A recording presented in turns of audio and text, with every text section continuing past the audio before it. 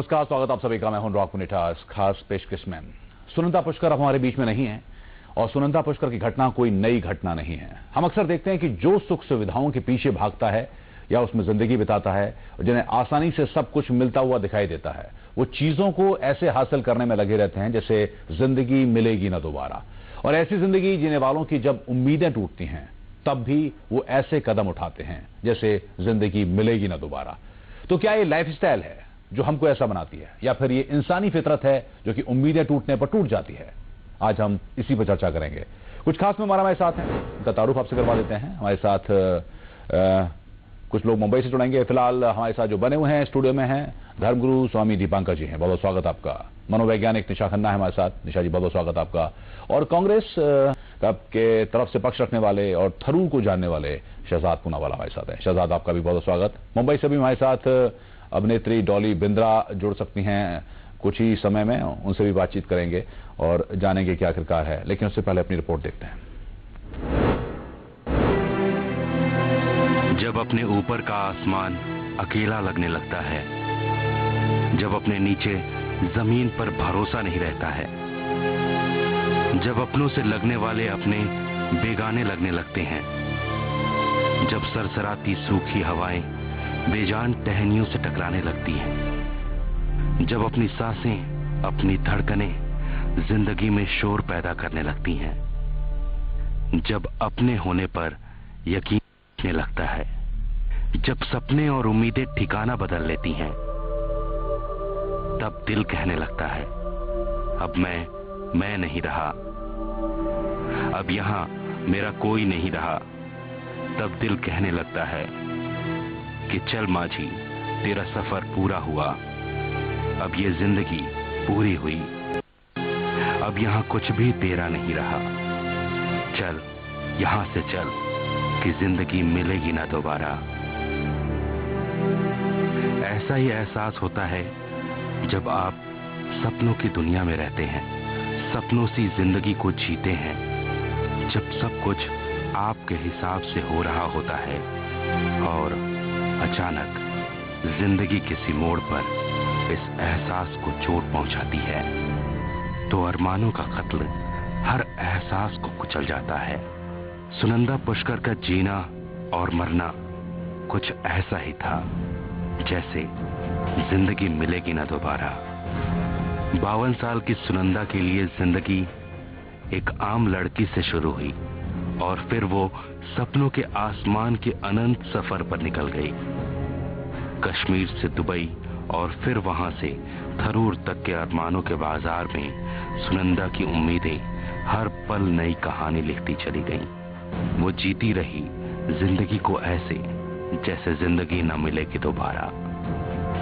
और फिर वो पल आया जब धोखे का एहसास दिल को तोड़ता चला गया, जिंदगी में दरारें पैदा करता चला गया। अब मरना भी ऐसे था कि जैसे जिंदगी ना मिलेगी दोबारा। दूसरी तरफ थरूर की जिंदगी उतनी ही मिलती जुलती, उतनी ही ऊपर की सीढ़ियों से भरी। थरूर ने जिंदगी में सब कुछ कमाया, शोहरतें भी मिली, मोहब्बतें भी मिली और मंजिलें भी हासिल की। पर सुनंदा अगर अपनी जिंदगी में थम गई थी तो थरूर के लिए अभी भी काफी कुछ पाना था, कुछ इस तरह से पाना था कि जिंदगी मिलेगी ना दोबारा।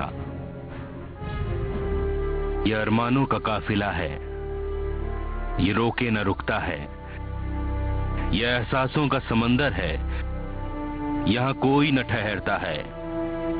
उम्मीदों, शोहरतों की प्यास, सब कुछ पा लेने की आस, अंधी है ये दौड़, रिश्तों को भी पीछे छोड़ जाता है। जीते हैं खुद में ऐसे जैसे यही जहां है सारा, मरते हैं जीने के लिए ऐसे जैसे जिंदगी मिलेगी ना दोबारा।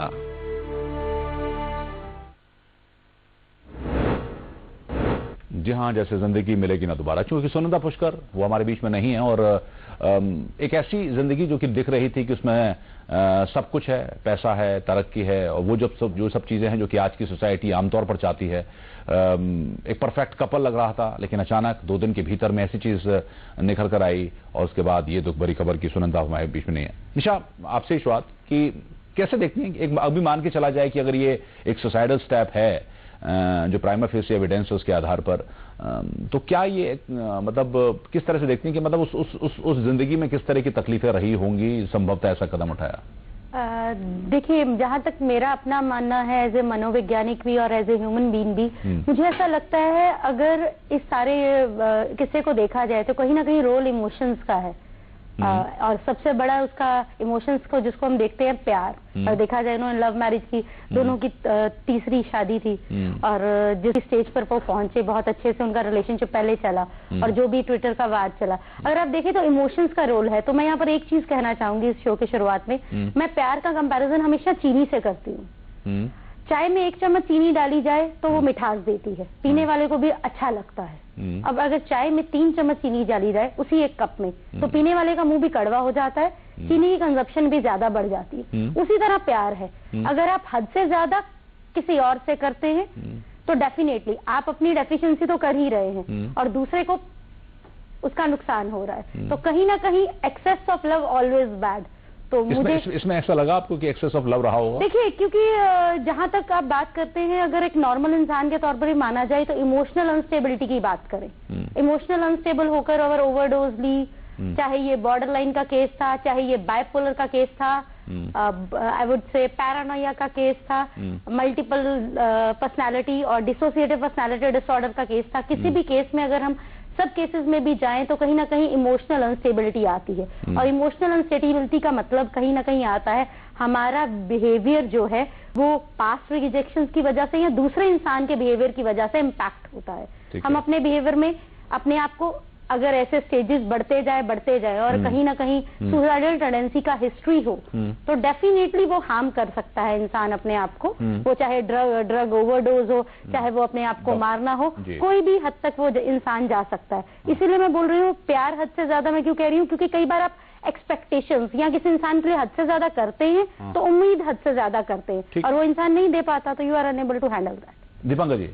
इस घटना को कैसे देखते हैं? क्या इंसान बहुत ज्यादा जो उसकी चाहते हैं या विशेष हैं या जिसके पीछे दौड़ता है वो एक वजह होती है, या फिर किस तरह से समाज बदल रहा है उसके हिसाब से आप? हमारा मानना इसमें थोड़ा सा हमारी मुख्तलिफ राय है। निसंदेह जैसे कहा कि मनोविज्ञान के अपने कई कारण हो सकते हैं और निसंदेह हर व्यक्ति की अपनी एक सोच होती है, परंतु जिस तरह से आज हम बदलते समाज को देख रहे हैं और बदलते समाज के बदलते मिजाज को देख रहे हैं, इंसान बहुत पाने की चाहत में बहुत कुछ छोड़ देता है। आज इंसान चांद पर जाना सीख गया, अपने भीतर उतरना भूल गया। आज इंसान खुद से इतना दूर हो चुका है कि उसके पास किसी चीज की कोई कमी नहीं, पर कोई प्यार से पुकारने वाला तक नहीं। शायद हमको लगता है कि कोई भी चीज अगर तो किसी से शेयर की जाए तो ज्यादा बेहतर रहता है। शायद हमको लगता है कि किसी को भी बचाया जा सकता है। अभी हाल फिलहाल में हम नॉर्थ अमेरिका के एक पर्टिकुलर जगह पर वैंकूवर में एक मेडिटेशन वर्कशॉप कर रहे थे, वहां हमने ऐसा किस्सा देखा, पर उस किस्से को सुधारा जा सकता था और सुधारा गया। उसके पीछे रीजन मात्र इतना था कि हम लोगों ने मिलकर के एक जैसे काउंसलिंग का दौर होता है, जैसे अभी मैडम कह रही थी पर्सनैलिटी डिसऑर्डर या मल्टीपल पर्सनैलिटी डिसऑर्डर या ऐसी बहुत सी चीजें होती हैं जिन्हें सुधारा जा सकता है, परंतु आज हम खुद से दूर हुए हैं। एक उस चकाचौंध की जरूरत को अपनी जिंदगी मानकर, यही हमारे लिए सबसे बड़ा अभिशाप है। हमें लगता है कि आज हम सारे दिन खुद हाथ में तबाही उठाए फिरते हैं। शायद हमको लगता है इससे ज्यादा हमारे जीवन का हताशा कुछ नहीं हो सकती और ना ही निराशा हो सकती है कि इस कदर अभी हाल फिलहाल में देखने को मिला कि सुनंदा और सुनंदा थरूर के उसमें शायद, और हम लोग आज इस पर वार्तालाप कर रहे हैं, एक दूसरे से मुखातिब हो रहे हैं, शायद ये अपने से दूर होने का इससे जीता जागता प्रमाण हो नहीं सकता। बिल्कुल बिल्कुल। शहजाद, मतलब ये जो बात कही जा रही है उसमें ये भी कहा गया, संभवतः कुछ लोगों ने आज ट्वीट करके ये भी कहा कि संभवतः ट्विटर कैजुअलिटी, मतलब अगर उसको कहा जाए तो ये फर्स्ट ऐसी कैजुअलिटी हो सकती है हिंदुस्तान में। लेकिन खैर, लेकिन मेरा सवाल इस तरह का है कि हर चीज ट्विटर पर शेयर करने की जो प्रवृत्ति बढ़ रही है उसमें कुछ लोग बोलते हैं कि संभवतः बाकियों से दूर हो रहे हैं। हम लोग अपने दोस्तों को भी संभवतः ट्विटर के जरिए, फेसबुक के जरिए, इनके क्या ये बड़ा एक अपनी चीजों को पब्लिक करने का एक अलग साइकोलॉजी है, और उसका किस तरह से देखते हैं? पहले तो मैं थरूर परिवार और सुनंदा जी के जो फादर है और उनके जो दूसरे बेटे हैं उनको अपनी तरफ से और अपने फैमिली की तरफ से कंडोलेंसेस देना चाहूंगा। और ये भी मैं समझता हूं कि शशि थरूर जी के दोनों बेटों ने ट्विटर पे ही सभी लोगों से अपील भी की है कि उनके किस्से को प्राइवेसी दी जाए और उनके किस्से को ज्यादा डिस्कस ना किया जाए। और जहां तक मेरा सवाल है, मैं शशि थरूर जी को जानता हूं और वो बड़े ही नेक इंसान हैं। और इन चीजों को कहते हुए एक लार्जर डिबेट जो आपने छेड़ी है, और मैं आपका शुक्रिया अदा करता हूं कि आपने लार्जर डिबेट छेड़ी है इस मुद्दे पर। मेरा मानना भी सही है। मैं स्वामी जी और मैडम की बातों से अग्री करता हूँ, स्वामी जी की बातों से थोड़ा ज्यादा अग्री करता हूँ कि हम लोग अपने आप को डिस्कवर नहीं कर रहे हैं आजकल।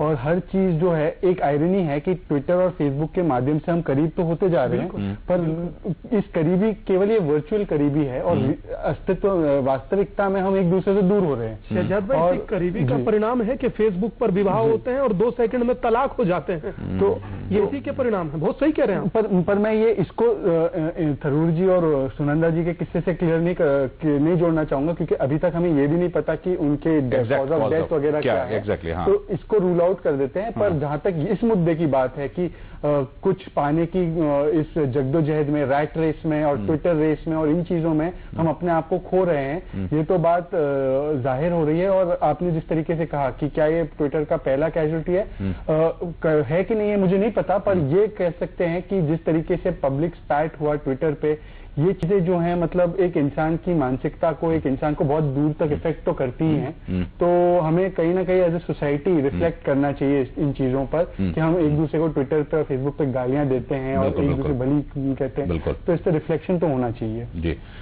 अश्विन मुंजाल जो कि मेकओवर एक्सपर्ट हैं, वो हमारे साथ जुड़ेंगे मुंबई से, और साथ ही डॉली बिंद्रा भी, उनसे भी बातचीत करेंगे। लेकिन एक अंग्रेजी में कहावत है कि washing the dirty linen in the public कहावत, यानी कि नहीं करना चाहिए सभ्य लोगों को, पढ़े लिखे लोगों को, लेकिन इस तरह की स्पैट को, इस तरह की लड़ाई को ट्विटर या फेसबुक पर ले जाना और वहां पर एक दूसरे को भला बुरा कहना, जैसे कि पूरी दुनिया देखती है, एक ऐसा ट्रेंड भी डेवलप हुआ है। कितने इसके परिणाम होते हैं, ये ब्रेक के बाद हम डिस्कस करेंगे।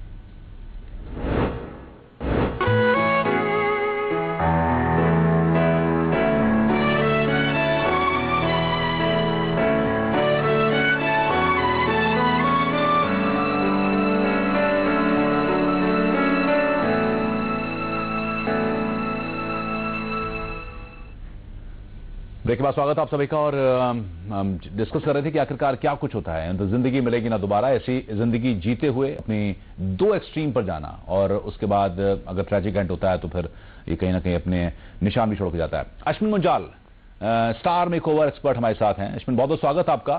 पहला सवाल ये कि जो लोग पब्लिक लाइफ में काफी इस तरह के दिखाई देते हैं, जिनसे लोग इंस्पायर होते हैं, लेकिन वो भी इस तरह की कदम उठाते हैं, क्या क्या मानती है? मतलब वो भी उसी प्रोसेस से गुजरते हैं जो कि आम इंसान है, या फिर एक्सपेक्टेशन लेवल, सोसाइटी का चेंज होना, एडेप्टेशन वो नहीं हो पाता?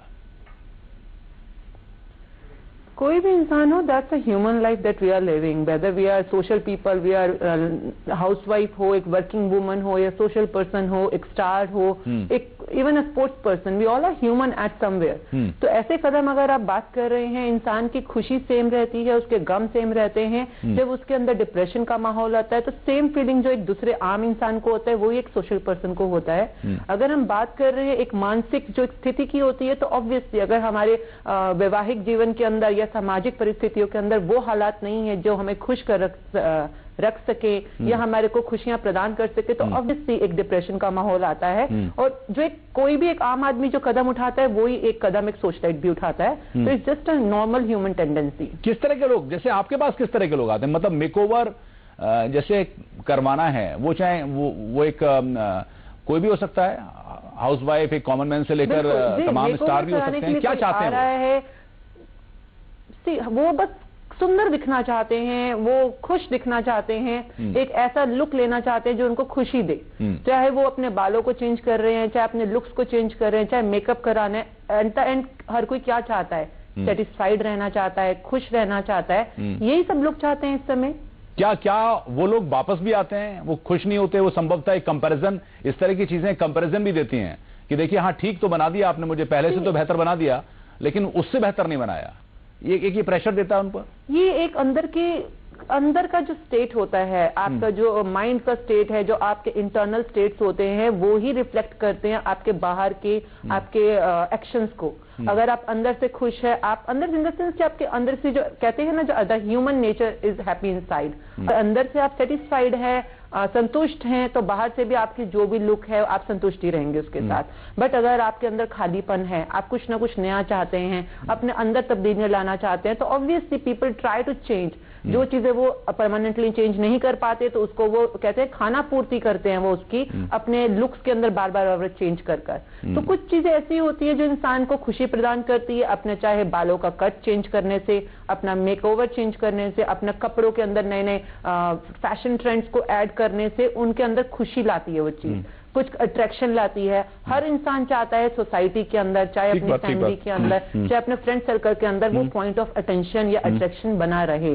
तो जब तक वो पॉइंट ऑफ अट्रैक्शन बना हुआ है, उसको एक खुशी मिलती है, सेटिस्फेक्शन मिलती है कि हाँ वो भी इम्पोर्टेंट है, उसकी भी कुछ कहते हैं ना, उसकी भी कुछ आइडेंटिटी है इस सोसाइटी के अंदर, तब तक वो खुश रहता है। अगर आप आजकल का जो लाइफस्टाइल चल रहा है लोगों का, बहुत कंपेटिटिव है, बहुत ज्यादा स्ट्रेसफुल है। अगर आप देखते हैं जो आजकल वेब मीडिया चल रहा है, जो वेब लाइफ चल रही है लोगों की, इंटरनेट के ऊपर जो सोशल लाइफ चल रही है, इस पर लूंगा आपका, थोड़ा रोक रहा हूं। लेकिन निशाद, मैं आपसे जानूं कि क्या ये सेल्फिश एक्ट भी होता है सुसाइड कर लेना? अगर हम अपनी परेशानी के बारे में सोच रहे हैं, लेकिन जो उसके बाद एक चोट, जो दुख या फिर तमाम एक वैक्यूम छोड़कर जाते हैं। लेकिन शहजाद, एक चीज, अगर हम पूरा थरूर की फैमिली या इन दोनों की बात करें, बड़ा अच्छा लगता था, मतलब जैसे खासकर सुनंदा के बारे में कि बड़े सी एक तो प्रेजेंटेबल तरीके से आती थी, उनकी एक अलग छवि हो गई थी, सोशल सर्कल में घूमना और हैप्पी गो लकी जैसी इमेज थी। कभी इस तरह का लगा होगा कि इंप्रेशन आया तुमको कभी? जहां तक दोनों के मतलब एज ए कपल का मामला है, तो उनको जहां पे भी हमने देखा, वहां पे हमेशा बहुत ही एक तरीके से डीप इन लव और बहुत ही अच्छे तरीके से वो पेश आते थे दोनों एज ए कपल। तो कभी उनको देखकर ऐसे लगे कि कुछ ठीक नहीं है, तो ये तो मेरे हिसाब से तो कभी नहीं हुआ। जहां तक इंडिविजुअली बात है, मैं सुनंदा जी के बारे में तो कुछ नहीं कह पाऊंगा क्योंकि मैं उनको पर्सनली नहीं जानता था। जहां तक शशि थरूर जी का सवाल है, उनसे मेरी जितनी भी बार मुलाकात हुई और हम लोग साथ में पार्टी में वगैरह काम करते हैं, तो मेरा इंप्रेशन ये है कि वो बहुत ही सुलझे हुए इंसान है, बहुत ही ज्यादा सुलझे हुए इंसान है, क्योंकि वो इतने साल जहां उन्होंने यूएन में काम किया है और जहां उन्होंने पब्लिक डीलिंग की है और अब भी लोकसभा सांसद है, तो उसके चलते वो बहुत ही ज्यादा सुलझे हुए इंसान है। तो इसमें ये होता है कि एक रिलेशनशिप, मैं अभी उनकी बात नहीं कर रहा, किसी भी रिलेशनशिप में सुलझे हुए लोग ही एक रिलेशनशिप को चला सकते हैं थ्रू टफ टाइम्स। अब टफ टाइम सभी के रिलेशनशिप्स में आते हैं, और यहाँ पे क्या हुआ मैं अभी तक नहीं जानता, कि क्योंकि अभी तक कॉज ऑफ डेथ वगैरह नहीं पता है, पर मुझे ये पता है कि दोनों सुनंदा जी भी और शशि थरूर जी भी दोनों ही बड़े मैच्योर किस्म के लोग थे, पब्लिक आई में वो हमेशा से रहे थे। तो उनके मामले में क्या हुआ मैं नहीं कह सकता, पर अगर आप जनरली अगर देखो तो ये जाहिर सी बात है, जैसे इनके पहले भी बता रहे थे मैडम, कि जो एक तरीके से आउटर अपीयरेंसेस होता है वो हमेशा इनर चीजें, जो इनर टर्मोइल चल रहा है वो उसको नहीं दर्शाता। इसलिए जैसे स्वामी जी भी कहते हैं, और या तो आप रिलीजन या स्पिरिचुअलिटी या चैरिटी या कुछ ऐसी चीज होनी चाहिए जो आपको अंदर से पूरा कर सके। दिशा, एक तो ये, दूसरी बात है कि मैं अगर दोनों के बारे में बात करें, मतलब एक तो मेरा सवाल ये भी था कि आदमी सोचता है कि यार सुसाइड कर लेते हैं क्योंकि वो डिस्कनेक्ट महसूस करता है, लिहाजा उसको एक ही सॉल्यूशन नजर आता है, लेकिन जो वैक्यूम छोड़ के जाता है। पर जैसे इस केस में, इन दोनों के केस में, ये उस टर्मोइल से जिसमें कि वो मान लीजिए वो सेंस ऑफ एक बिट्रेयल वाली बात है कि मुझको वो प्यार नहीं मिला, दोनों मैच्योर थे मतलब, और उस प्रोसेस से लव और शादी वाले एंगल से गुजर कर आए थे, तीसरी शादी थी दोनों की, उसके बावजूद भी इस जगह पर आपको लगता है कमजोर हो जाता है इंसान? देखिए, जितना भी मैंने टीवी चैनल्स और मीडिया के माध्यम से या न्यूज़पेपर से या नेट से पढ़ा है, उसमें लिखा है कि बताया गया है कि उनको लूपस और टीबी जैसी बीमारियां रही हैं। तो अगर लूपस की बात करें तो उसमें इंसान का जो जिसे बोलते हैं इम्यून सिस्टम काफी कमजोर हो जाता है, तो बॉडी ऑटोमेटिकली वीक हो जाती है, बॉडी में पेन्स होना शुरू हो जाती हैं। अगर ऐसी बीमारी की बात करें या टीबी भी है, अगर आपको फिजिकली किसी भी इंसान को अगर बुखार भी रहता है और कुछ लंबे समय के लिए रहता है, और अगर लूपस जैसी बीमारी है तो उसका ट्रीटमेंट हमें स्टेरॉइड्स पर या एंटीबायोटिक्स पर रहना पड़ता है, and that is for life time. अगर ये ऐसी बीमारी उनको थी तो उस बीमारी के चलते तो डेफिनेटली फिजिकल जो मेंटल आपकी कैपेसिटी है, जैसे बोलते हैं अगर वो एक स्ट्रांग वुमेन थी तो कहीं ना कहीं वो इंसान को वीक कर देता है। और ऊपर से अगर एक इमोशनल ट्रॉमा हो, और जो मैं पर्सनालिटी डिसऑर्डर्स की मैं बात कर रही थी, जितने भी मैंने डिसऑर्डर्स का नाम लिया, क्योंकि हमें नहीं पता उन्हें इसमें से कौन सा डिसऑर्डर है। कि हम जितने भी स्टेटमेंट्स अलग अलग जगह पर जो मैं सुनती हूँ तो मैं उसके आधार पर बह सकती हूँ। जहां तक मेरा मानना है, क्योंकि इमोशनल अनस्टेबिलिटी इसलिए मैं बोलती हूँ क्योंकि इंसान की या तो टेंडेंसी रही हो सुसाइड अटेम्प्ट्स की, और या कुछ ना रहता हो तो आपको जो जैसे बोलते हैं बाइपोलर का केस वो नजर आ जाता है। बट इमोशनल अनस्टेबिलिटी कहीं ना कहीं नॉर्मल लाइफ इंसान जीता है और उससे चलने की या उस अपनी प्रॉब्लम से बाहर आने की कोशिश करता है। और इस इमोशनल अनस्टेबिलिटी के एक रीजन ये होता है कि डिनायल और पास्ट रिजेक्शन। अगर आप देखा जाए, उनके एक पार्टनर की पहले जो हस्बैंड थे उनकी डेथ हुई थी, तो कहीं ना कहीं एक लोनलीनेस का, उससे पहले भी उनका एक डिवोर्स हो चुका था। तो डर रहता होगा। और पर्सनैलिटी डिसऑर्डर है जो बहुत सालों में बनता है। ये ऐसा नहीं है कि आज उनकी शादी 3 साल में तरूर साहब से हुई तो वो ऐसे ही बन गई। ये कई सालों का उनका बॉर्न एंड ब्रॉट अप उनका लाइफस्टाइल है, रहा होगा जो बनकर पर्सनैलिटी डिसऑर्डर बनता है। ये नहीं कि एक ही दिन में इंसान में ये प्रॉब्लम अपेयर हो जाती है। डायग्नोसिस और कैटेगराइजेशन हम ये करें। दूसरी बात की इस तरह की तमाम उदाहरण पहले भी हुए हैं, और खासकर दीपांकर जी आपसे भी जानूंगा। वक्त छोटे से और ब्रेक का हो चला है, ब्रेक के बाद चर्चा को आगे बढ़ाएंगे।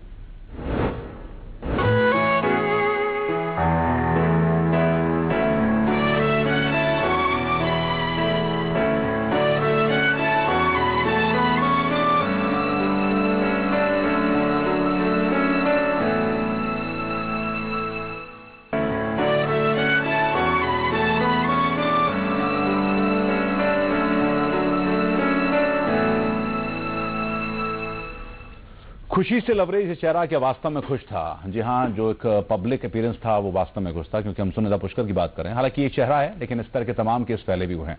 सुनिंदा हमारे बीच में नहीं है, ये हम जानने की कोशिश कर रहे हैं। फिलहाल सुनिंदा की जो कॉज ऑफ डेथ है वो भी पता नहीं है, लेकिन सुनिंदा की दोस्त एक वरिष्ठ पत्रकार नलिनी सिंह ने क्या कुछ कहा वो आपको सुनवाते हैं। She called me the last night of her life at about 10 past midnight, and she called me, and she was upset. She was distraught. You know, she obviously she spoke about it, things that made her so upset. Also, at the same time, she had planned some things, and so at the same time she was very upset also. So I cannot say, you know, such a person who was very intelligent and who was also very, very, very sensitive, and exactly what has happened, it's just, you know, it leaves a huge question mark in my mind too. जी हाँ, परेशान थी, बात किया उन्होंने और वो discuss भी कर रही थी। दीपांकर जी, तनाव बहुत ज्यादा है, खुशी कैसे आए? संभवतः जो कि एक ऐसी जिंदगी जी रहे हैं, जैसा लग रहा है कि जिंदगी मिलेगी ना दोबारा, मतलब वो उस तरह में, ये तनाव वाली जिंदगी में खुशी कैसे आए, कैसे मुमकिन है? बिल्कुल, देखिए, हमें लगता है कि एवरीथिंग इज पॉसिबल, हर चीज मुमकिन है। एक दो शब्द हमें याद आते हैं कि medication is for this body, so meditation is for this soul. Okay. दवा तुम्हारे शरीर का उपचार करती है और ध्यान आत्मा का। शरीर में लगा रोग ठीक हो सकता है, जालिम आत्मा में लगा रोग ठीक भी नहीं होता।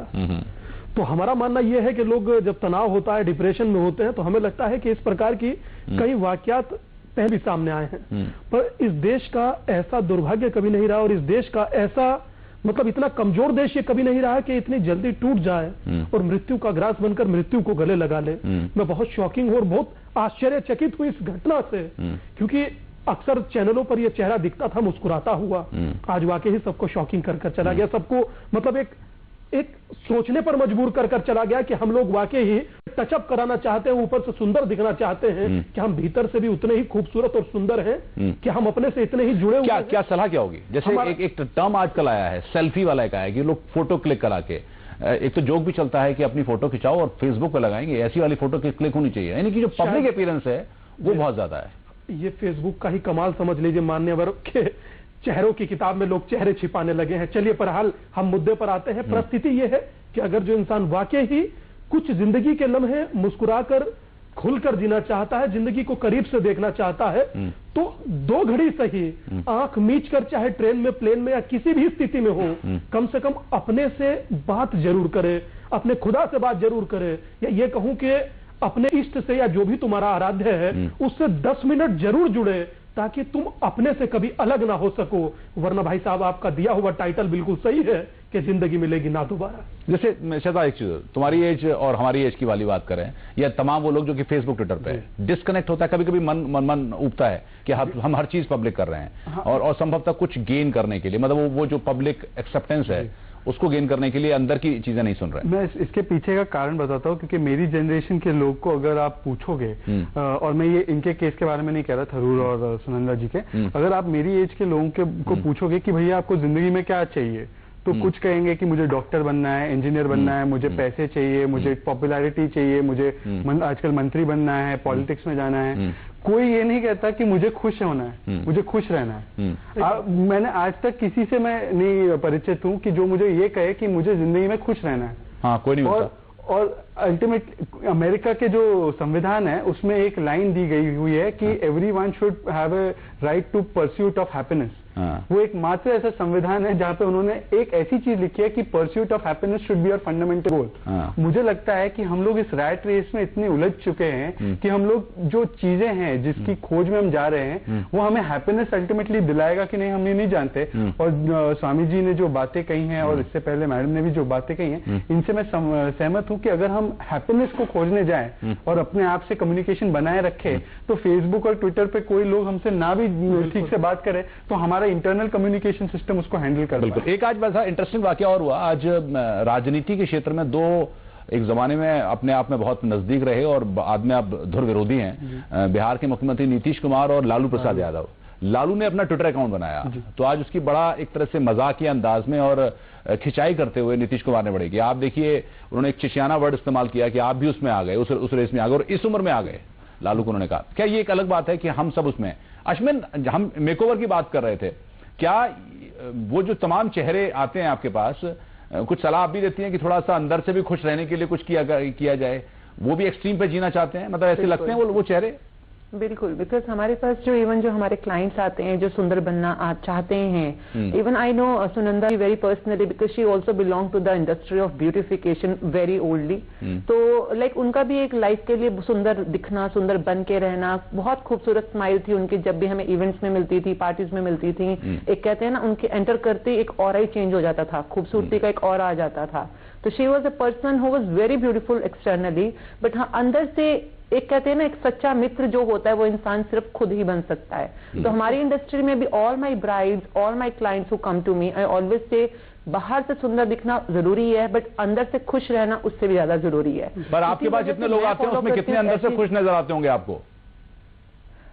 अंदर से खुश अराउंड 30% ओनली। 70% लोग घरों में कंपटीशन है, सोशल मीडिया पे कंपटीशन है, पढ़ाई में, इवन जरानी जेठानी में कंपटीशन है, हर जगह पे आज इंसान एक दूसरे को compete करता हुआ आगे बढ़ रहा है।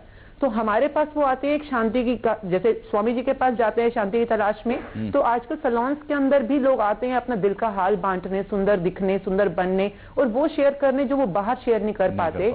मैं अपने सारे क्लाइंट्स को और अपने सारे फ्रेंड्स को सजेस्ट करती हूँ, there is education called Landmark World Wide. American system education है बट इट्स वंडरफुल एजुकेशन।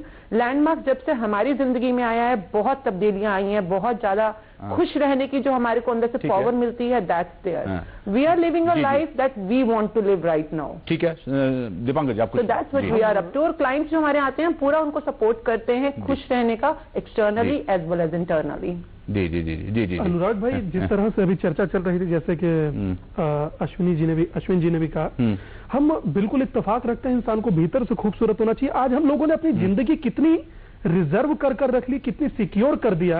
आप शायद आप भली भांति परिचित होंगे, आप पत्रकारिता के क्षेत्र से हैं। कभी आप मोहल्ले में गली में जाकर देखिए, जब दीपावली होती थी तो लोग घर पर झालर लगाते थे और दिए जलाते थे और एक दूसरे के यहाँ जाकर के मिठाई और प्रसाद बांटते थे। आज इंसान की जिंदगी क्या हो गई आप जानते हैं? आज इंसान अपने फ्लैट से निकलता है और बालकोनी पे एक दीपक रख देता है। घर पे कोई छोड़िए साहब मिठाई देने की बात, कोई कहता है कि इससे बात मत कीजिए, पता नहीं हम तो जानते नहीं है कि कौन है। आज हम एक दूसरे से बहुत दूर हो चुके हैं, तो शायद हमको लगता है कि बहुत बड़ी वजह है इसकी कि हम लोग तनाव में हैं, और हमको जरूरत है आज खुद में झांकने की, खुद के भीतर झांकने की। बिल्कुल बिल्कुल।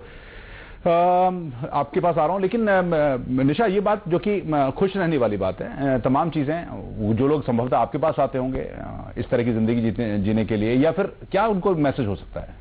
देखिए, पहली चीज हम इन हालातों में जाते क्यों हैं? अगर सब इस बारे में बात करें तो मुझे ऐसा लगता है लाइफ के 4 हिस्से होते हैं। एक हिस्सा रिलेशनशिप, जिसे हम शादी, प्यार, लिव इन, कोई भी नाम दें। दूसरा एक हिस्सा होता है करियर, जैसे हम सब लोग बोलते हैं। अगर मैं बोलूं मैं डॉक्टर नीशा हूँ, स्वामी जी एक पर्टिकुलर पोजीशन को होल्ड करते हैं, शहजाद जी अपनी एक पर्टिकुलर पोजीशन को होल्ड करते हैं। तीसरा हिस्सा होता है समाज। समाज में हमारे सब रिश्ते आते हैं, हमारे माँ बाप, भाई बहन, हमारे दोस्त, हमारे पड़ोसी, अब इससे हमारा जितना भी सोशल सर्कल होता है। और चौथा हिस्सा होता है इंडिविजुअल ग्रोथ का, जिसको हम सब भूल जाते हैं। हम करियर में आगे बढ़ना चाहते हैं, हम शादियां करना चाहते हैं, हमें दोस्त चाहिए, पर इंडिविजुअल ग्रोथ जिसे हम लैक करते हैं वो सबसे इंपॉर्टेंट होती है। उसमें सबसे पहले होती है फिजिकल ग्रोथ।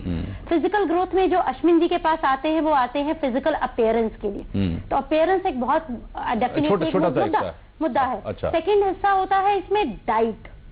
तीसरा हिस्सा होता है एक्सरसाइज, चाहे वो योगा हो, मेडिटेशन हो, एक्सरसाइज बहुत जरूरी होता है। जो 90% लोग रहते हैं, जिम जाते हैं, पर वो शायद सोशलाइज करने के लिए या फिटनेस को ध्यान में रखते हैं, उतना ही खाते हैं। फिर वो नहीं खाएंगे, उन्हें आइसक्रीम खाने से खुशी मिलती है। वो खाएंगे कि मेरी फिगर खराब ना हो जाए, मुझे आइसक्रीम नहीं खानी है। दूसरी चीज, या मुझे डायबिटीज है तो मुझे आइसक्रीम नहीं खानी। दूसरी चीज मेंटल ग्रोथ, बाहर की दुनिया में क्या हो रहा है उतना ही पता है जितना मेरे प्रोफेशन में मुझे जानना है। यहाँ बाहर की दुनिया में अगर मैं पॉलिटिक्स है तो मुझे पॉलिटिक्स के बारे में पता है, बाकी दुनिया के लाइफ में बारे में नहीं पता है। तीसरी चीज अगर बात करें तो वो आती है इमोशनल ग्रोथ। मैं अपने दिल की बात किससे करता हूँ? वो दिल की बात करने के लिए कोई होता ही नहीं है, चाहे माँ बाप से ऑब्वियसली, पर 30% ऐसे हिस्से होते हैं जिंदगी में जो इंसान किसी से भी शेयर नहीं करता है। तो उसके लिए हम एक आसान तरीका बताते हैं, अपने जो दिमाग की सोच है उसे एक पेपर पर लिखिए और बिना पढ़े उसे फाड़ दीजिए, क्योंकि कुछ चीजें सिर्फ सोच का हिस्सा होती हैं, जिसे बोलते हैं नेगेटिविटी। उस नेगेटिविटी को ना हमें पढ़ना चाहिए ना उसके बारे में सोचना चाहिए। जो मन में अगर नेगेटिविटी है उसको लिखो और फाड़ दो। हाँ, बिना पढ़े। क्योंकि बहुत सारे लोग डायरीज बना के रखते हैं और वो बाद में हर्ट करती हैं, क्योंकि कहीं ना कहीं वो नेगेटिविटी होती है। जैसे आपके कंप्यूटर में एंटीवायरस हम डालते हैं तो एंटीवायरस को डिलीट करते हैं, हमें कंप्यूटर में क्यों नहीं रखते हैं? इस पर रोक रहा हूं, वक्त ब्रेक का चला। ये इंटरेस्टिंग चीज है और मुझे लगता है कि अब सॉल्यूशन पे बात होगी, क्योंकि अपने प्रोग्राम के आखिरी सेगमेंट में भी हम लोग हैं। और ये आपने अच्छा बताया फाड़ देने का, कुछ डायरी मैं भी लिखता हूं लेकिन रखा रहता हूं, लेकिन अब मैं फाड़ दूंगा उसको, आप भी फाड़िएगा बड़ा है। और दीपांकर जी से और शहजाद आपसे भी, अश्विन आपसे भी जानूंगा कि क्या कुछ किया जा सकता है, ऐसी घटनाएं ना हो जो कि दुख पैदा करती हैं। शशि थरूर की जिंदगी का ये अपना दुख है या फिर सुनंदा अब नहीं है, लेकिन सभी इस बात से हतप्रभ हैं, शॉक्ड हैं कि आखिरकार इतना ऐसा हुआ क्यों। वक्त छोटे से ब्रेक का है।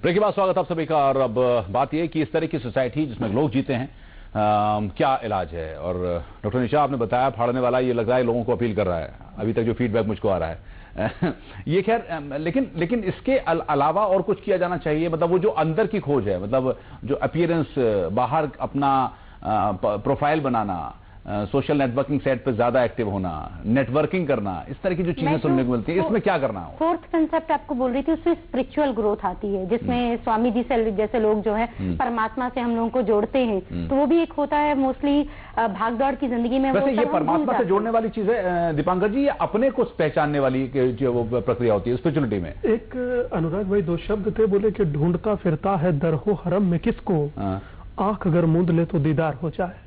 तो जिसको तुम मंदिर, मस्जिद, चर्च या गुरुद्वारे में ढूंढ रहे हो, अपने भीतर अगर जो खुद को तलाश लिए, तो शायद हमको लगता है कि तुमको वो मिल गया।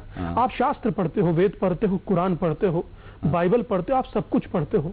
आप इतना बताइए 2 मिनट सोच करके कि कभी खुद को पढ़ने की कोशिश की है कि अनुराग भाई कौन है, स्वामी दीपांकर कौन है? स्वामी दीपांकर मेरा नाम है, पर हु आर यू, आखिरकार है कौन? एक मुझे पुरानी एक बात याद आती है, और वो बात बहुत शायद हमको लगता है इस समय पर जरूरत है, और मैं भी अपने आप को ये मतलब अपने आप के प्रति आंसरेबल, और शायद मुझको लगता है जमाने के प्रति भी हूं। मैं ज्यादा से ज्यादा मेडिटेशन के वर्कशॉप और बढ़ा करके शायद मुझको लगता है कि ज्यादा डिप्रेशन हिंदुस्तान की आवाम को ना हो, क्योंकि हिंदुस्तान की आवाम ने वो योद्धा पैदा किए हैं जिन्होंने धनानंद जैसे व्यक्ति को धराशाही किया। तो समाधान क्या है? निशा से पहले, डॉक्टर निशा आपसे बात कर रहे थे, समाधान क्या है? मैं जो बोल रही थी लाइकिंग डिसलाइकिंग, उसके बारे में हम कंफर्म्ड हैं, बट करते क्या है वो डिपेंड करता है हमारे इंटरेस्ट और हमारी हॉबीज और हमारे पर्सनल ड्रीम्स जिन पर हम काम नहीं करते हैं। ठीक है। हमें क्या चीजें खुश करती हैं, जो मैंने बोला। आप जो बोल रहे थे खुश रहने के लिए क्या फॉर्मूला होता है, एक वर्ड होता है हैप्पी, जिसे हम खुश बोले। अगर एच को देखा जाए तो होप और have faith in yourself, in others. ये एक बहुत बड़ी बात है। लोग या तो दूसरों में विश्वास करते हैं, अपने आप पर विश्वास नहीं करते, या हद से ज्यादा अपने आप पे विश्वास करेंगे, दूसरों पे नहीं करेंगे। तो दोनों ही चीजें गलत है। तो खुश रहने के लिए दोनों चीजें जरूरी हैं, अपने आप पर विश्वास होना भी और दूसरे पर भी। दूसरा वर्ड है ए, हैप्पी का ए, अफेक्शन और एप्रिसिएशन। ना हम खुद को अप्रिशिएट करते हैं, ना हम दूसरों को अप्रिशिएट करते हैं। ना हम खुद से अफेक्शन रखते हैं, ना दूसरों से। या तो अगर हम रखेंगे तो दूसरों को अप्रिशिएट करेंगे, खुद को नहीं करेंगे। नहीं, मैं अपने पार्टनर को करूंगा, अपने दोस्त को करूंगा, मुझे नहीं करेंगे। तीसरा चीज आती है जिसे बोलते हैं पैम्परिंग, जिसके लिए लोग अश्विन जी के पास जाते हैं पैम्परिंग करने के लिए। बहुत सारे लोग स्पा कराते हैं, थेरेपी कराते हैं, शॉपिंग कराते हैं। तो वो अपने लिए या दूसरों के लिए। चौथी चीज आती है परसुइंग गोल्स, वही हम सब लोग कर रहे हैं। तो उसमें योरसेल्फ एंड अदर्स का रोल जो है वो आता ही नहीं है। तो कहीं ना कहीं मुझे ऐसा लगता है अगर अपने आप पर विश्वास करें, खुद को पैम्पर करें, खुद को अफेक्शनेट करें, और खुद पर भी और दूसरों को भी अगर ये करें तो ये लेना देना बना रहेगा। तो मुझे लगता है अपने आप इन चीजों से हम बाहर आ सकते हैं। इंटरनल किस तरह से मेकओवर हो, अश्विन? कुछ सजेशन, कुछ सुझाव। इंटरनल मेकओवर तभी हो सकता है जब आप खुद को एक्नॉलेज करें कि आप खूबसूरत हैं, आप एक परफेक्ट एंड होलसम इंसान है। जो भी मेरे पास क्लाइंट्स आते हैं, I always suggest them you are a perfect and complete person in yourself. The only thing is, ठीक है फैशन की हवा है, फैशन के हिसाब से हम अपने मूड को चेंज करते हैं। 4 जैसे मौसम आते हैं हमारे यहाँ पर, उसी तरह से हम भी अपने डिफरेंट लुक्स को एंजॉय करते हैं। But otherwise you are a perfect and complete person in yourself. Acknowledge करो खुद को। जब तक हम खुद को खुद अप्रिशिएट नहीं करेंगे, जैसे अभी इन्होंने कहा कि खुद को एक्नॉलेज करना, अप्रिशिएट करना, अपने आप की तारीफ करना एक बहुत बड़ा ऑनर होता है। उसी तरह से जब आप खुद को तारीफ करेंगे, दूसरे को तारीफ करने का मन खुद ब खुद करता है। तो दूसरे की भी तारीफ करें, खुद की भी तारीफ करें, लाइफ बहुत हैप्पीली आगे बढ़ सकती है। This is what I actually share with my clients. इसके अलावा जो क्लाइंट्स हमारे पास आते हैं, ऐसी ब्राइड्स आती है जिनकी शादियां हो रही हैं, नई जिंदगी में वो आगे एंटर कर रहे हैं, कितना स्ट्रेस होता है उनके ऊपर। तो उनको छोटे छोटे टिप्स देते हैं कि कैसे अपनी लाइफ के अंदर, हमारी शादी को 1 साल हो गए हैं and still we are living a happy life, how can you live a very happy and contented life yourself. Content is तो शेयरिंग करना, अपने बड़े लोगों से टिप्स लेना काफी फायदेमंद रहता है। जी शहजाद कुछ कह रहे थे आप? मैं ये कह रहा था कि क्योंकि ये डिबेट एक तरीके से सोशल मीडिया से जुड़ा हुआ है, तो इसमें फेसबुक अगर आप जाएंगे तो उसमें लाइक्स और डिसलाइक होते हैं। तो मैं अपनी पोस्ट को सबसे पहले मैं ही लाइक नहीं, पर उसमें तो एक बड़ी इंटरेस्टिंग चीज बता रहा हूँ। मैं आपको बता रहा हूँ, जैसे कि कोई अभी सुचित्रा सेन की डेथ हो गई, किसी की डेथ हो जाती है, कोई बताता है कि शी और ही पास्ड अवे, फिर उसका था RIP, रेस्ट इन पीस, उसको भी लाइक कर देते हैं। ये क्या एक अजीब कॉन्सेप्ट है, मतलब उसको भी लाइक किया जाता है। तो मतलब ये एक सिर्फ एक ऐसा ब्लाइंड फॉलो हो गया है कि जिसमें हम सोचते नहीं। या डिलीट करने से, फेसबुक अकाउंट डिलीट करने से, या ट्विटर अकाउंट डिलीट करने से, या व्हाट्सएप डिलीट करने से फायदा होगा? शहजाद, मैं वही कह रहा था कि हम लोग ट्विटर पे फॉलोअर्स होते हैं और फेसबुक पे लाइक्स होते हैं। हम दूसरों की लाइक्स पाने के लिए और दूसरे हमें फॉलो करें, इसके लिए हम इतनी जद्दोजहद करते हैं। RIP से लेके कुछ डालते रहते हैं फेसबुक पे, अपनी पर्सनल लाइफ भी डाल देते हैं। मेरा कहना ये है कि अपने आप को लाइक कीजिए और अपने आप के फॉलोअर बनिए, तो आप खुश रहेंगे। और आपको फिर फेसबुक पे आपके 100 फॉलोअर आए, फेक फॉलोअर आए, अच्छे फॉलोअर आए, गाली मिले नहीं मिले, आपको उससे कोई फर्क ही नहीं पड़ेगा। और मुझे लगता है कि ये चीजें जो है, ट्विटर और फेसबुक केवल इसका कॉज नहीं है। लोग यहाँ पे दारू और इन चीजों का भी जो अब्यूज होता है, स्पेशली यंगस्टर्स में, ड्रग्स और अल्कोहल का, ये भी एक संकेत है कि कहीं ना कहीं जो इंटरनल कम्युनिकेशन सिस्टम है वो वीक होते जा रहा है। हम भाग रहे हैं ट्विटर के पीछे, फेसबुक के पीछे, अल्कोहल के पीछे, ड्रग्स के पीछे। इससे अच्छा ये होगा कि हम इंटरनल पाथ जो है हमारे उसको यूथ कैसे समझेगा? मतलब मेरा ये एक सवाल तुमसे छोटा सा और है, कैसे समझेगा? वो स्ट्रेस आउट करने के लिए पार्टी करता है। बहुत अच्छी बात है। हमारे देश में जो भी युवा लीडर्स है सब इकोनॉमिक पॉलिसी, करप्शन, सारी चीजों पे बोलते हैं, कोई स्पिरिचुअल इस पे कोई बोलता नहीं। गांधी जी जो थे वो स्पिरिचुअल डेवलपमेंट पे बहुत बोला करते थे। पर गांधी जी को सुनना नहीं चाहता, आप तो गांधीगिरी करना चाहते हैं। पर हमारे लीडर्स को एज ए पॉलिटिकल लीडर्स भी हो या किसी भी क्षेत्र के लीडर हो, स्वामी जी हैं, और जो भी सोसाइटल लीडर्स हो हर एक लेवल पे, चाहे वो स्टेट लेवल पे हो, नेशनल लेवल पे हो, उनको internally spiritual growth of this country के बारे में भी बात करनी चाहिए और होनी चाहिए। एक चीज और दीपांकर जी, कुछ और ऐसी चीज जो कि खासकर यूथ जो सुनना नहीं चाहता, वो एक तो बहुत ज्यादा उस तरह की चीजें हैं जो कि थोड़ा वेस्ट से आती हैं। ये आरोप भी लगता है कि हम बहुत पश्चिम को कॉपी कर रहे हैं इंटरनल। क्या उनको ऐसी चीजों में कुछ पैकेजिंग ऐसी दी जा सकती है कि वो कम से कम इन चीजों को समझें और अपने को तलाशें, अपने को जानें?